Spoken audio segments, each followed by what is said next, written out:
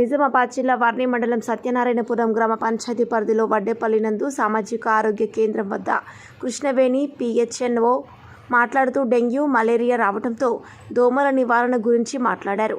పంచాయతీ కార్యదర్శి Sailu, bill collector సిద్ధరాణి, doctor స్నేహ, doctor Neelima, స్వరూప, జ్యోతి, supervisor మరియు వైద్య సిబ్బంది వైద్యశాలకు వచ్చే ప్రజలకు దోమల నివారణపై అవగాహన కల్పించడం జరిగింది.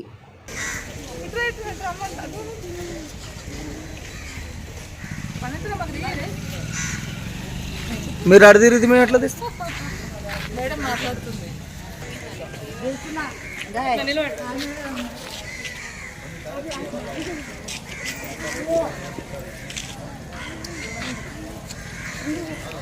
అందరికీ నమస్కారం అండి.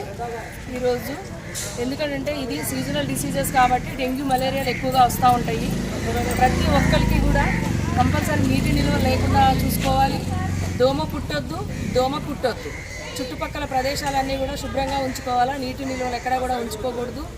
ఎందుకంటే పరిసరాలన్నీ కూడా శుభ్రంగా ఉంచుకోవడం వల్ల దోమ పుట్టకుండా ఉంటుంది.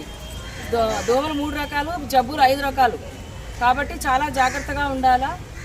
పాత కుండీలు కానీ ఏమైనా కానీ టైర్లు, ట్యూబ్లు అలాంటివన్నీ కూడా మొత్తం ఖాళీ చేసేసుకోవాలా. వాడలేని అన్నీ కూడా మనం బోర్లించుకోవాలి. అట్లా మంచినీళ్ళలో కూడా దోమ పెరుగుతుంది కాబట్టి వారానికి ఒకసారి శుభ్రం చేసేసుకుని బోర్లించుకుని ఎండబెట్టుకున్న తర్వాతనే మనం నీటి నిల్వలు అనేది ఉంచుకోవాలి. ఎందుకంటే డెంగ్యూ రాకముందే మనము నివారణ చేసుకోవచ్చు. ఇదంతా కూడా మన చేతుల్లోనే ఉంది కాబట్టి చాలా జాగ్రత్తగా ఉండాలి.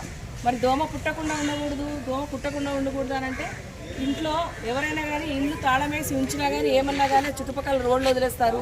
కొబ్బరి చిప్పలు ఉంటాయి, ఇంటి కూన పెంకులు ఉంటాయి. అలాంటి వాటిల్లో కూడా దోమ పెరుగుతుంది. ఒక చిన్న చెంచా మనం తిన్న ప్లాస్టిక్ వ్యర్థాలు కానీ, మనం తిన్న తర్వాత విస్తరాకులు కానీ, ప్లాస్టిక్ గ్లాసులు దాంట్లో కూడా కొబ్బరి చిప్పలు కానీ అన్నిట్లలో కూడా దోమలు పెరుగుతాయి కాబట్టి చాలా జాగ్రత్తగా ఉండాలి. మనం ఇంటి ముందు శుభ్రంగా ఉంచుకుంటే సరిపోదు, చుట్టుపక్కల కూడా శుభ్రంగా ఉంచుకోవాలి. వాడలేని నీళ్ళన్నీ కూడా బోర్లేసేసుకోవాలి.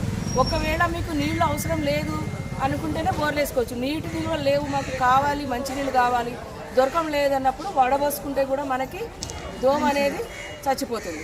కాబట్టి ఆ విధంగా కూడా అందరూ జాగ్రత్తగా ఉండాలి. అన్నీ మన చేతుల్లో ఉన్నాయి. అందరూ కూడా ఇది పాటించాలి. శుభ్రంగా ఉండాలి. పగిలిపోయిన కుండ పెంకులు కూడా అట్లానే వదిలేస్తారు. ఎందుకంటే అది ఇంత చిన్నగా ఉన్నా కూడా దాంట్లో కూడా దోమ అనేది పెరుగుతుంది.